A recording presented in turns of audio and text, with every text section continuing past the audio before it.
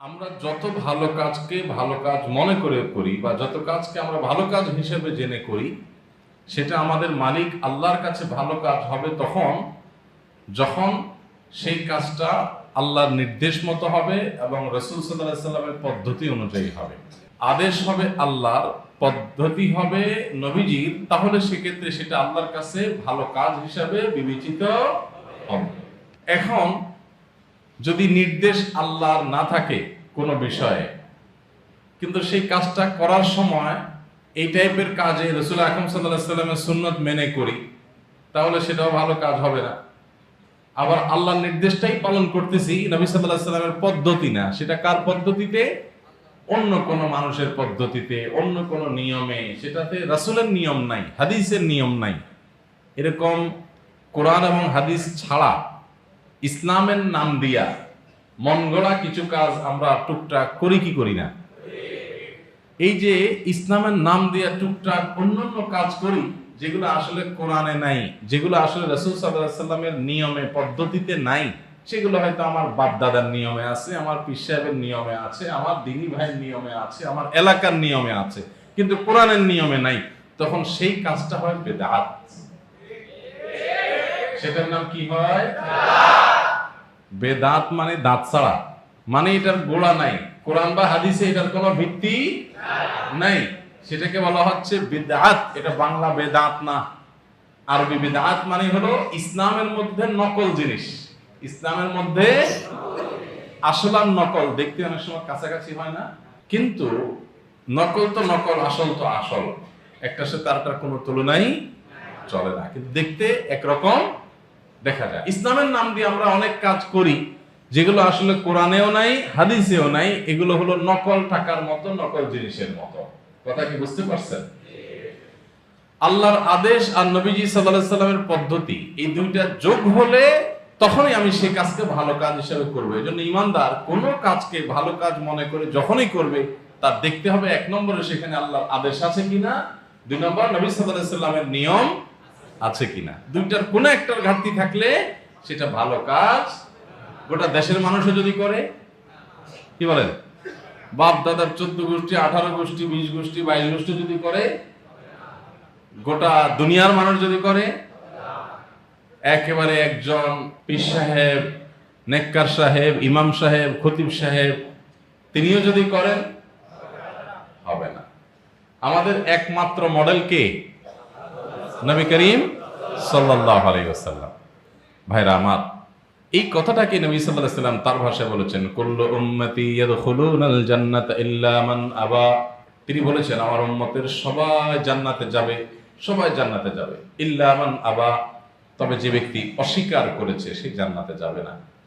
নবী সাল্লাল্লাহু আলাইহি ওয়াসাল্লাম বলেছেন, ওয়া মান ইয়াবা ইয়া রাসূলুল্লাহ, আপনার আবার অস্বীকার করে কে? সে আবার কিভাবে মুসলমান হয়? নবী সাল্লাল্লাহু আলাইহি ওয়াসাল্লাম বলেছেন, মান আতাআনি দাখালাল জান্নাহ, যে আমার অনুসরণ করবে।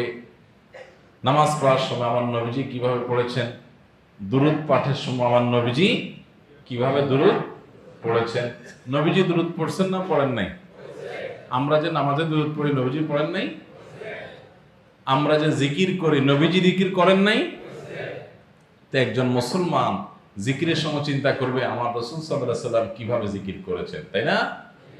আমার রাসূল সাল্লাল্লাহু আলাইহি সাল্লাম কিভাবে নামাজ পড়েছেন, আমার রাসূল সাল্লাল্লাহু আলাইহি সাল্লাম কিভাবে দোয়া করেছেন, তিনি কিভাবে অন্য কাজ করেছেন, এগুলো সব সেই নিয়ম অনুযায়ী আমি করব, উনি ছাড়া অন্য কারণ নিয়মে করব না। তাহলে আপনারা এখন বলতে পারেন, তাহলে হুজুরদের দরকার কি? হুজুরদের দরকার আছে এই ক্ষেত্রে যে নবী সাল্লাল্লাহু আলাইহি সাল্লামের নিয়মটা আমাদেরকে হাদিস দেখে দেখে, কোরআন দেখে দেখে বাতলে দেবেন হুজুররা। এছাড়া হুজুর যদি নিজের মন গড়া একটা পদ্ধতি বলে, হুজুর যত বড়ই হোক, সে হুজুরের কথা হবে না। যদি হাদিসের সাথে মিল না থাকে, হুজুর যদি মন গড়া কথা বলে, সেই কথা কি আমরা মানতে পারি? তাহলে আমরা হুজুর ও খাঁটি আর অখাঁটি এটা বাছাই করব ওই যে কোরআন হাদিস দুইটা কোষ্টি পাথর দিয়া। কোরআন হাদিসের সাথে মিলছে তো মারহাবা, কোরআন হাদিসের সাথে মিলছে নাই, তাহলে সেটা আমরা গ্রহণ করতে পারি না। এই বিষয়ে পৃথিবীর কোন মুসলমানের ভিন্ন মত থাকার কোন সুযোগ আছে? কোন সুযোগ নেই। এই জন্য আল্লাহ বলেছেন, ওয়ামান ইউতি'আল্লাহা ওয়া রাসূলাহু ফাকাদ ফাযা ফাওজান আযীমা, যে ব্যক্তি আল্লাহ এবং তার রাসূলের আনুগত্য করে, আল্লাহর কথা মেনে চলে, আর নবীজির পদ্ধতি খুঁজে খুঁজে খুঁটে খুঁটে জেনে জেনে মানার চেষ্টা করে যে আমার নবী কোনটা করেছেন, এভাবে যে খুঁটে খুঁটে আল্লাহর আনুগত্য করে, রাসূল সাল্লাল্লাহু আলাইহি সাল্লামের আনুগত্য করে, ফাকাদ ফাযা ফাওজান আযীমা, সে মহা সাফল্যের অধিকারী হয়ে যায়, মহা সফল হয়ে যায়, চরম সার্থক হয়ে যায়। শেষ হাসি সে হাসতে পারে, কিয়ামতে আখিরাতে তার সাফল্য থাকে চূড়ান্ত। এজন্য চূড়ান্ত ভাবে যদি সফল হতে চাই, শেষ হাসি যদি হাসতে চাই, যে হাসির পরে আর কখনো মুখ মলিন হবে না, চেহারা কালো হবে না, আপনার কখনো আর ব্যর্থতার গ্লানি আপনাকে পেয়ে বসবে না, যেই সাফল্য হবে জান্নাতের সুসংবাদ পাওয়ার পর। আল্লাহ বলেছেন, ফামান যুহজিহা আনিন নারি ওয়া উদখিলাল জান্নাতা ফাকাদ ফাজ, যাকে আল্লাহ তাআলা জাহান্নাম থেকে মুক্ত ঘোষণা করবেন, কিয়ামতের দিন বলা হবে, অমুকের ছেলে অমুক, তোমার জাহান্নাম থেকে মুক্ত ঘোষণা করা হলো, তোমার জান্নাতের সুসংবাদ তোমাকে দেয়া হলো। ফাআম্মা মান উতিয়া কিতাবাহু বিয়ামিনি, যার ডান হাতে আমলনামা দেয়া হবে। ডান হাতে আমলনামা পাওয়া মানে হলো তার সারা জীবনের যে রিপোর্ট বই, এই রিপোর্ট বইটা যখন ডান হাতে দেয়া হবে, ডান হাতে তার রিপোর্ট বই দেওয়ার মানে হলো লোকটা জান্নাতি। আল্লাহ বলেছেন, ফামান যুহজিহা আনিন নারি ওয়া উদখিলাল জান্নাতা ফাকাদ ফাজ।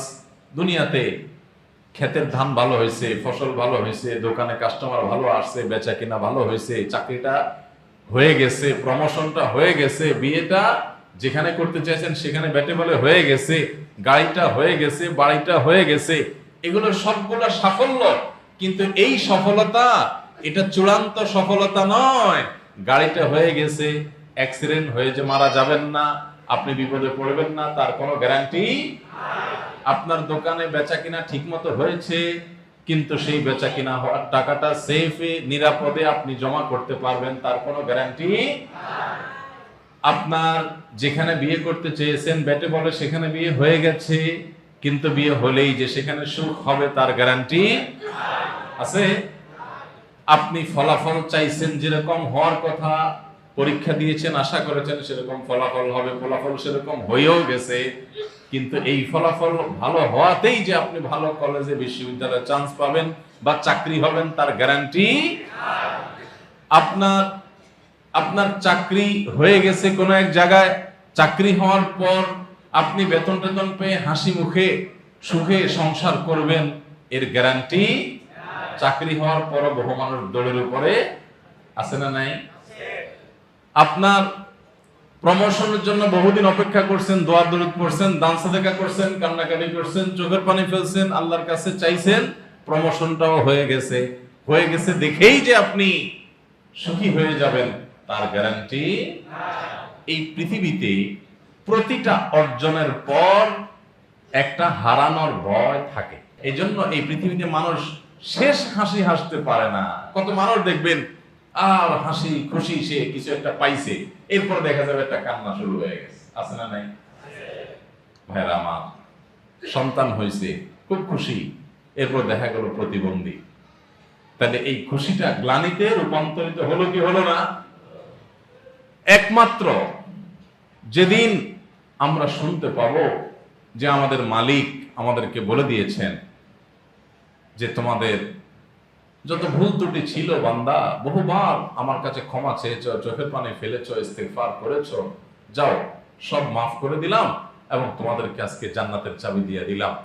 এই কথা যেদিন মানুষ শুনতে পাবে, ওর পর থেকে অনন্ত অনাদি অসীম কাল পর্যন্ত আর কখনো তার ব্যর্থতার গ্লানি তাকে পোহাতে হবে না। এই সাফল্য কেউ কেড়ে নিতে পারবে না, এই সুখ কেউ চিনিয়ে নিতে পারবে না, এই সুখ চলে যাওয়ার আশঙ্কা থাকবে না, এই হাসি কখনো মলিন হবে না, এই মুখ কখনো অনুজ্জ্বল হবে না, এরপরে আর দুঃখ কখনো স্পর্শ করবে না। দুঃখ কাকে বলে সেটা আর কখনো সে দুঃখের সাথে দেখা হবে না। এটা হলো শেষ হাসি, এটা হলো চূড়ান্ত হাসি। আল্লাহ বলেছেন, ফাকাদ ফাযা ফাওজান আযীমা, এটাই হলো মহা সাফল্য, এটাই হলো চূড়ান্ত সাফল্য। এটাকে আল্লাহ সুবহানাহু ওয়া তাআলা বলেছেন, ফামান যুহজিহা আনিন নারি ওয়া উদখিলাল জান্নাতা ফাকাদ ফাজ। যে ব্যক্তি জাহান্নাম থেকে মুক্ত ঘোষণা শুনবে আর জান্নাতে যাওয়ার সংবাদ শুনে যাবে, সে ব্যক্তি চূড়ান্তভাবে সফলকাম হয়ে যাবে। ও আরশ আজিমের মালিক, আপনি আমাদের সবাইকে শেষ হাসি হাসা মানুষগুলোর কাতারে শামিল করে নিন। আল্লাহ, আপনি আমাদের সবাইকে জান্নাতুল ফেরদাউসের আঙ্গিনায় এরকম একত্র হওয়ার তৌফিক দান করুন। আল্লাহ, আপনি আমাদের কিয়ামতের ময়দানে ডান হাতে আমলনামা দিয়েন। আল্লাহ, আমাদেরকে আপনার হুকুমকে আপনার নবীর তরিকা অনুযায়ী, সুন্নত অনুযায়ী, আপনার নবীর পদ্ধতি অনুযায়ী আমলের তৌফিক দিয়েন। আল্লাহ, ইসলামের নামে ভেজাল আমল, নকল আমল, 2 নম্বর আমল, বেদাত আমল থেকে আমাদেরকে বেঁচে থাকার তৌফিক দান করুন। ভাইরা আমার, তাহলে আমরা শেষ হাসি যদি হাসতে চাই আল্লাহর ভাষ্য অনুযায়ী, আল্লাহর আয়াত অনুযায়ী, ফাকাদ ফাযা ফাওজান আযীমা, মহা সাফল্য। এটা অর্জন হতে হলে আল্লাহর কথা শুনতে হবে। আর কার আনুগত্য করতে হবে? রাসূল সাল্লাল্লাহু আলাইহি সাল্লাম, আল্লাহ এবং তার রাসূলের আনুগত্য করতে হবে।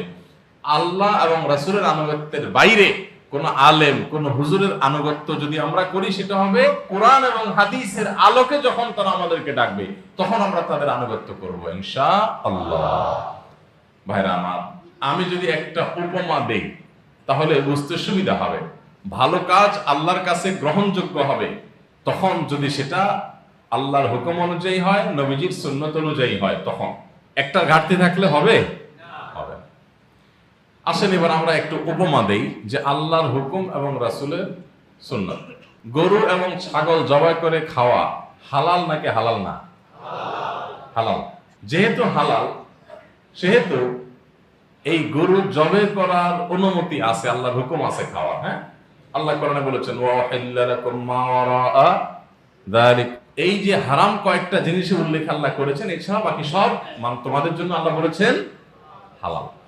তো এর বাইরে বাকি সব যে হালাল আল্লাহ করেছেন, এর মধ্যে গরু ছাগলও আছে। তাহলে আল্লাহ তাআলার হুকুম আছে গরু খাওয়া, গরুর গোশত, খাসির গোশত, মুরগির গোশত, এগুলো খাওয়া আল্লাহর হুকুম আছে। কিন্তু এটা জবাই করতে হবে নবীজির পদ্ধতি অনুযায়ী। বুঝেন নাই কথা? এখন বিসমিল্লাহি আল্লাহু আকবার বলে জবাই করা, এটা কার নিয়ম? নবীর নিয়ম। যদি সেটার নির্দেশও আল্লাহ করেছেন, ফাকুলু মিম্মা যুকিরা ইসমুল্লাহি আলাইহি, আল্লাহর নির্দেশ, আল্লাহর নাম নেওয়া হয়েছে যে পশু জবাই করো, ওটা খাও। তো নবীজি আমাদেরকে দেখাইছেন কিভাবে আল্লাহর নাম নিয়ে জবাই করতে হবে। তাহলে আল্লাহর নির্দেশ আর নবীজি সাল্লাল্লাহু আলাইহি ওয়াসাল্লামের তরিকা দুটো একত্র হয়েছে, ওটা খাইতে পারবো, তাই না? এবার আসেন, আল্লাহর নির্দেশ নাই, নবীর তরিকা আছে। ভালো করে বুঝেন, আল্লাহর নির্দেশ নাই, জবাইটা একেবারে নবীজি যেভাবে করেছেন সেই বর্ণনা অনুযায়ী করছেন। ধরেন একটা কুকুর ধরে এনে বিসমিল্লাহি আল্লাহু আকবার বলে একেবারে রক যে কয়টা দরকার কাটা সে কয়টা কাটছেন, সব সুন্দর মতো কাটছেন, পশ্চিম দিকে শোয়াইছেন, হ্যাঁ, যেদিকে কল্লা দেন দরকার দিয়েছেন, সব ঠিকঠাক মতো দিয়েছেন, কিন্তু জবাই করছেন কুকুর। হালাল হবে না হারাম হবে? কারণ আল্লাহর নির্দেশ নেই। আবার জবাই করছেন গরু, আল্লাহ নির্দেশ আছে, কিন্তু বিসমিল্লাহ বলেন না, নবীর সুন্নতকে ডিনাই করে দিয়েছেন, ইচ্ছাকৃত বিসমিল্লাহ ছেড়ে দিয়েছেন। ইচ্ছাকৃত যদি মুসলমান বিসমিল্লাহ ছাড়ে, তাহলে ওই পশু খাওয়া হালাল না। তাহলে আল্লাহ নির্দেশও লাগবে, নবী সাল্লাল্লাহু আলাইহি সাল্লামের পদ্ধতিও লাগবে। অবশ্য নবী সাল্লাল্লাহু আলাইহি সাল্লামের পদ্ধতি ছাড়া যদি অন্য কোন পদ্ধতিতে মানুষ ইবাদত করে, এই জবাই করার বিষয়টা তো হালাল হারামের ব্যাপার। ইবাদতের ক্ষেত্রে যদি আসে, জিকির বলেন, তেলাওয়াত বলেন, দুরুদ বলেন, নামাজ বলেন, হ্যাঁ, এই যত জিনিস আছে এগুলোতে যদি কবর জিয়ারত বলেন, নবীজি সাল্লাল্লাহু আলাইহি ওয়াসাল্লাম পদ্ধতি ছাড়া অন্য কারোর পদ্ধতিতে কেউ করে, তাহলে সেটার নাম হলো বেদাত। সেটার নাম কি ভাই? বেদাত। এই বেদাতটা বোঝার জন্য আমি বলেছিলাম এটা হলো আসল আর নকলের মতো। সুন্নতটা হলো আসল আর বেদাতটা হলো নকল। দেখতে একরকম প্রায় দেখা যায়, তাই না? জিকির, হ্যাঁ, অন্যান্য কাজ কাম মনে হয় একই রকম, কিন্তু একটা কোরআন হাদিসের সাথে মিল আছে, আরেকটা মিল নাই। এখন আপনারা হয়তো বলবেন, হুজুর সমস্যা কি? এটাও তো দেখতে ভালোই তো দেখা যায়। তাহলে আমি বলতে চাই, আপনি কোন একটা দোকানে গেছেন কিছু কেনার জন্য, ধরেন আপনার অনেক ক্ষুধা লাগছে, আপনি একটা মুদির দোকানে যায় বলতেছেন, ভাই এই জিনিসটা দেন। দোকানদারের কাছে যায় আপনি বললেন, ভাই আমার পকেটে টাকা পয়সা নাই, অনেক ক্ষুধা লাগছে ভাই, একটা কলা দেন, একটু রুটি দেন, কিছু একটা চাইলেন আপনি। দোকানদারের যদি মন মানসিকতা ভালো থাকে, ওই দিন বেচা কিনা ভালো হয়, সে চিন্তা করতে পারে লোকটার কিছু নাই, গরিব মানুষ, ভাই আমি মুসাফির মানুষ, ক্ষুধায় পাগল হয়ে যাচ্ছি, হাতে টাকা নাই, হারাই গেছে বা পকেট মানি নিয়ে গেছে, কিছু একটা আমি বিপদে পড়ছি। তাহলে অনেক দোকানদার দয়া করে আপনাকে একটা কলা, একটা বিস্কিট, একটা কিছু এগুলো দিয়ে দিতে পারে। সম্ভাবনা আছে না নাই? আপনি টাকা আনতে পারেন নাই, তাও কিছু বিপদে পড়লে দোকানদার দয়া করে দিতে। কিন্তু আপনি যদি চিন্তা করেন যে দোকানদারের কাছে ছোট হতে যাবো না, দরকার কি, একটা নকল টাকা বার করছেন, 500 টাকার একটা নকল নোট নিয়ে বলছেন দোকানদার ভাই কলা দেন, বিস্কিট দেন, হান দেন, টান দেন। তো এই নকল নোট দিলে, যার কাছে নকল নোট দিচ্ছেন, যদি ধরা পড়ে এটা নকল নোট, তাহলে কি হবে? দোকানদার মনে করবে আরে বেচারা আসল টাকা পায় নাই দেখেই তো নকল টাকা নিয়ে আসছে, থাক তাহলে তারা দিয়ে দিই। কি বলেন?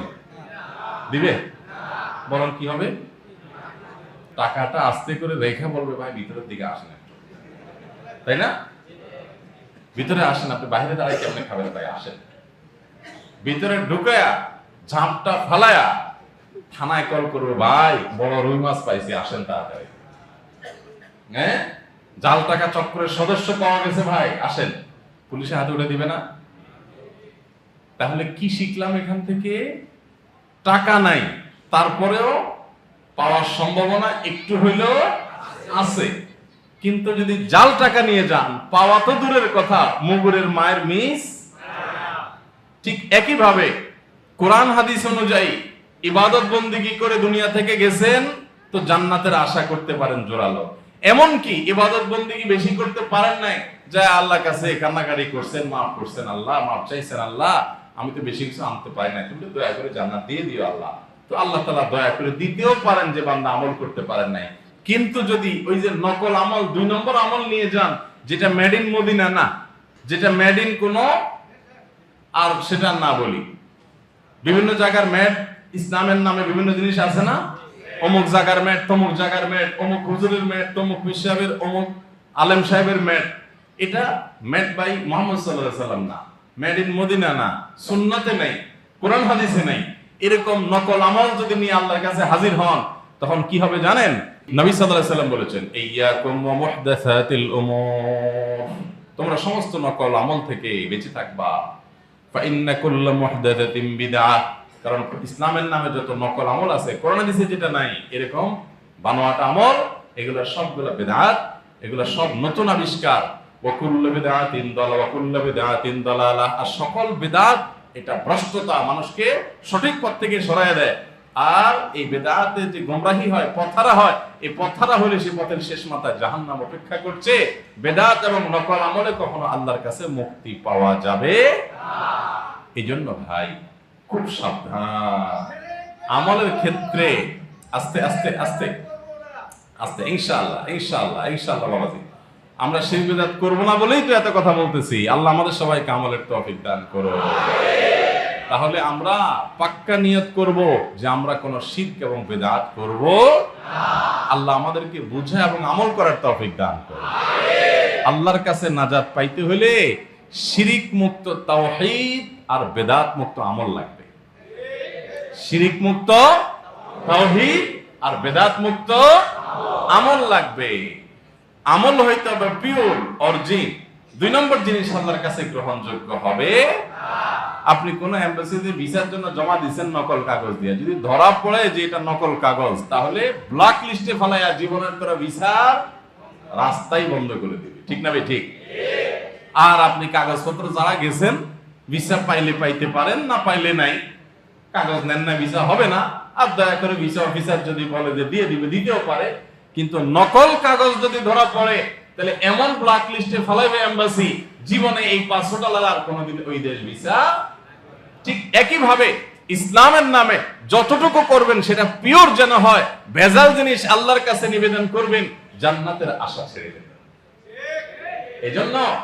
এজন্য আমল যতটুকু করেন পিওর হইতে হবে, ঈমানটা ঠিক থাকতে হবে, আর ওই আমলটা হতে হবে নবী সাল্লাল্লাহু আলাইহি ওয়াসাল্লামের পদ্ধতি অনুযায়ী। তাহলে ভাইরা আমার, আমাদের আখিরাতের নাজাত এবং মুক্তি নির্ভর করে 2টি জিনিসের উপরে। এক হলো শিরিক মুক্ত ঈমান, তাওহীদ, যে আল্লাহর সাথে আর কাউকে শরীক করব না।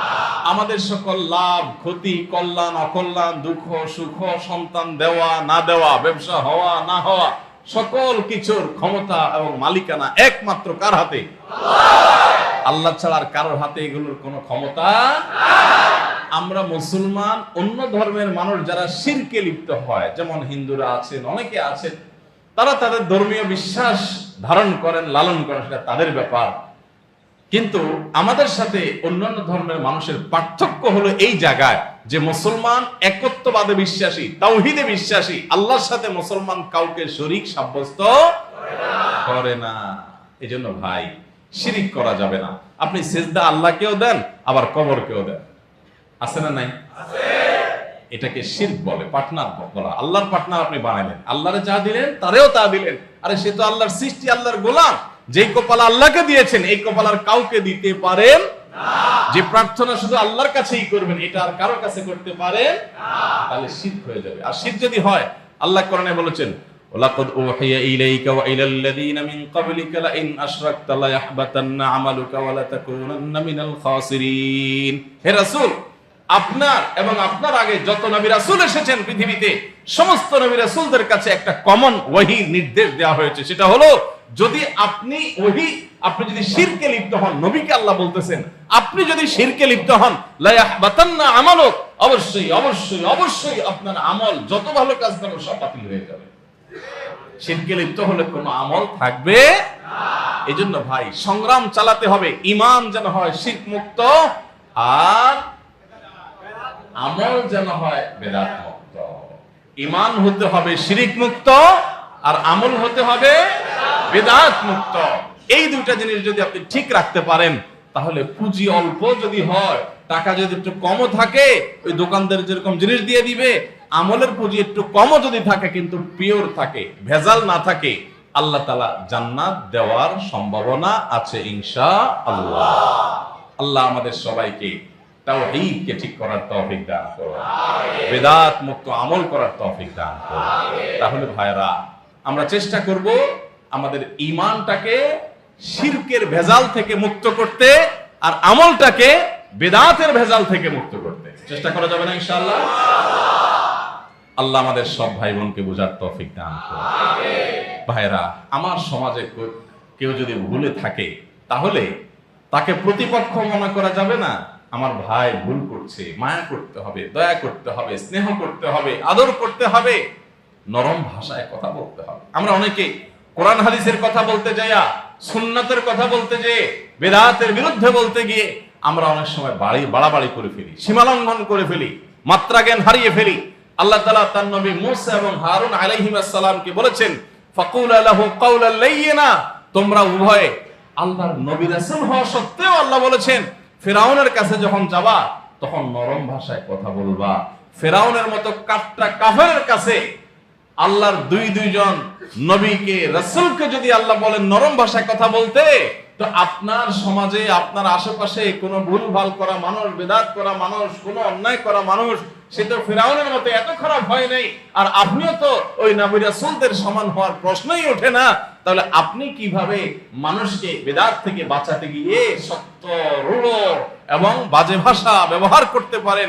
আপনি কিভাবে মানুষকে তাচ্ছিল্য করতে পারেন, অপমান করতে পারেন? যদি আপনি সুন্নাত প্রচারের নামে মানুষকে অতিরিক্ত কড়া, মাত্রা ছাড়িয়ে যদি কোনো কড়া কথা বলেন, কোনো ভুলভাল কথা বলেন, বাড়াবাড়ি সীমা লঙ্ঘন করেন, তার আপনি ইসলাম প্রচার করেন নাই, আপনি আপনার প্রবৃত্তির পূজা করছেন। প্রবৃত্তির পূজা বুঝেন? যে নিজের নফসের জেদ খেদ মিটাইছেন। এই ভাইটা ভুল করতেছে, আমি তার বিরুদ্ধে যা তা বলে আমার মনের ঝাল মিটাইলাম, এটা ইসলাম প্রচার না। আল্লাহ আমাদেরকে সহনশীল হওয়ার তৌফিক দান করুন। ভাইরা আমার, আমরা আমাদের প্রত্যেকটা মানুষের নিজেকে সংশোধন করব, আমার আশপাশকে সংশোধন করব। আমরা তাওহীদের আলো জ্বালাই দিব, সুন্নাতের প্রচার চালাই দিব, ইনশাআল্লাহ তাতেই দেখবেন শিরক এবং বিদআত থেকে মানুষ দূরে সরে আসবে, মানুষ সত্যটা বুঝতে পারবে। আমরা দোয়া করব, চোখের পানি ফেলবো, সুন্দর করে বুঝাবো, সুন্নাতের তালিম চালু করে দেন, সুন্নাতের চর্চা চালু করে দেন, সুন্নাতের প্রচারণা চালাই করে দেন। কোন আমলের সুন্নাত কি সেটা বলতে থাকেন, দেখবেন অটোমেটিক নকলটা দূর হয়ে যাবে। সত্যটাকে আপনি যত উদ্ভাসিত করে তুলবেন, মিথ্যা তত দ্রুততার সাথে বিতাড়িত হবে। অতএব পদ্ধতিও সুন্দর হতে হবে, আমাদের মধ্যে কোমলতা থাকতে হবে, সৌন্দর্য থাকতে হবে। আল্লাহ তাআলা আমাদের সবাইকে সেই নববী পদ্ধতি অনুযায়ী আমাদের সমাজ, আমাদের পরিবার, আমাদের ব্যক্তিকে সংশোধন করার তৌফিক দান করুন। সবাই চেষ্টা করবো তো ইনশাআল্লাহ। তাহলে যে কোনো আমল আল্লাহর কাছে গ্রহণযোগ্য হতে হলে আমাদের ঈমান থাকতে হবে আর নবী সাল্লাল্লাহু আলাইহি ওয়াসাল্লামের পদ্ধতি। যে কোনো ভালো কাজ হবে তখন যখন সে ভালো কাজের পক্ষে আল্লাহর আদেশ নিষেধ আছে, আল্লাহর আদেশ আছে আর নবীজি সাল্লাল্লাহু আলাইহি ওয়াসাল্লামের পদ্ধতি আছে। এই দুইটা যখন টিক চিহ্ন পাওয়া যাবে তখন সেটা সমান সমান বলা যাবে নেক আমল। আর যদি এই দুইটার কোনো একটা টিক চিহ্ন না থাকে তাহলে সেটাকে নেক আমল বলা যাবে না। তাহলে ইনশাআল্লাহ আমরা আজ থেকে আমাদের প্রতিটা আমলকে কোরআন এবং হাদিসের কোষ্টি পাথর দিয়ে যাচাই করে তারপরে সেটা গ্রহণ করব, ঠিক আছে না ইনশাআল্লাহ? আল্লাহ আমাদের সবাইকে তৌফিক দান করুন, সকল প্রকার বিদআত থেকে বেঁচে থাকার তৌফিক দান করুন, সুন্নতে রাসূল দিয়ে আমাদের জীবনকে উদ্ভাসিত করার তৌফিক দান করুন, আল্লাহর প্রতি ঈমানকে শিরক মুক্তভাবে আনয়ন করার তৌফিক দান করুন। সবাই চেষ্টা করবো তো ইনশাআল্লাহ। শিরক এবং তাওহীদ এবং সুন্নাত সম্পর্কে বিস্তারিত আলোচনা শুনতে হবে। আপনারা নিয়মিত প্রোগ্রাম করবেন, সুন্নাতের চর্চা করবেন, ইনশাআল্লাহ আপনারা জানতে পারবেন। আমরা আজকে শুধুমাত্র মূল জিনিসটা দিলাম যে একটা কাজ আল্লাহর কাছে ভালো কাজ হিসেবে গ্রহণযোগ্য হবে কখন, যদি কেউ সেই কাজটা প্রথমত ঈমানের সাথে করে, দ্বিতীয়ত হলো নবী সাল্লাল্লাহু আলাইহি সাল্লামের সুন্নাহ মেনে যদি আল্লাহর নির্দেশ মতো যদি কাজটা করে তখন আমরা সেই চেষ্টাটা চালাবো, ঠিক আছে তো ইনশাআল্লাহ? আমাদের অনেকের মধ্যে অহংকার কাজ করে আমাদের অজান্তে। কিভাবে? আমরা মনে করি আরে অমুকে বেদাত করতেছে, তাকে তুচ্ছ তাচ্ছিল্য করে নিজের মধ্যে অহংকার চলে আসে। আপনি যত সঠিক পদ্ধতিতে কাজ করেন, যদি আপনি অহংকারী হয়ে যান আল্লাহ তাআলা পুরো আমলের উপরে লাল কালি দাগ দিয়ে দিতে পারে, ঠিক না বেঠিক? এই জন্য সুন্নতের যদি অনুসারী হয়ে থাকেন, নবীজির যদি অনুসারী হওয়ার দাবি করে থাকেন, তাহলে আপনার মধ্যে অহংকার আসবে না, আপনার মধ্যে বিনয় আসবে, মাথাটা নিচু হয়ে আসবে, মাথাটা উঁচু হয়ে বুক ফুলায়া অহংকারের মতো হবে না। এই চেষ্টাটা কিন্তু আমাদের করতে হবে। সবাই চেষ্টা করবো না ইনশাআল্লাহ? আল্লাহ তাআলা আমাদের সবাইকে আমাদের তৌফিক দান করুন।